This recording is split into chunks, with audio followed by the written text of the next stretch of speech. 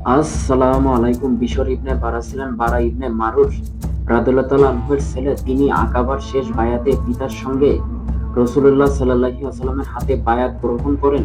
তিনি বদর, উহুদ, খন্দক ও খাইবারের যুদ্ধে অংশ নেওয়া সাহাবীদের অন্যতম। পিতার মতো তিনিও গোত্রের সম্মানিত ব্যক্তি ছিলেন। তাই পিতার ইন্তেকালের পর রাসূলুল্লাহ সাল্লাল্লাহু আলাইহি ওয়াসাল্লাম তাকে বনু সালামা গোত্রের নেতা ঘোষণা করেন।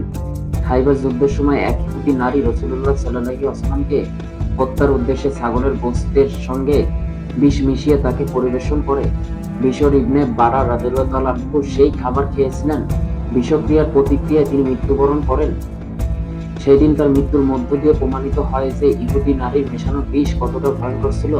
কিন্তু মহান আল্লাহ তাআলার দয়া সেদিন রাসূলুল্লাহ সাল্লাল্লাহু আলাইহি ওয়াসাল্লামের উপর এই বিষ জয়ী হতে পারেনি।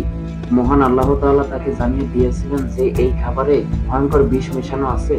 হাদিসে বর্ণিত বিষ মেশানোর ঘটনায় বিশর ইবনে বারা রাদিয়াল্লাহু তাআলা আনহু এর উল্লেখ পাওয়া যায়।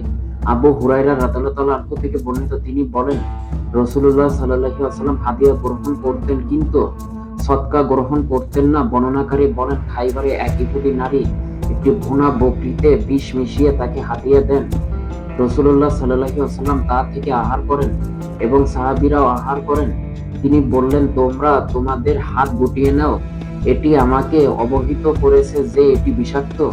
বিশর ইবনে বারা ইবনে মারুর রাদিয়াল্লাহু তাআলা আনহু মৃত্যুবরণ করেন। এরপর তিনি সেই নারীর কাছে জানতে চান, তুমি কেন এমনটা করেছো? সে বলল, আপনি যদি সত্যি নবী হয়ে থাকেন তাহলে এতে আপনার কোনো ক্ষতি হবে না, আর যদি আপনি একজন বাদশা হয়ে থাকেন তাহলে মানুষকে আপনার হাত থেকে রেহাই দিলাম।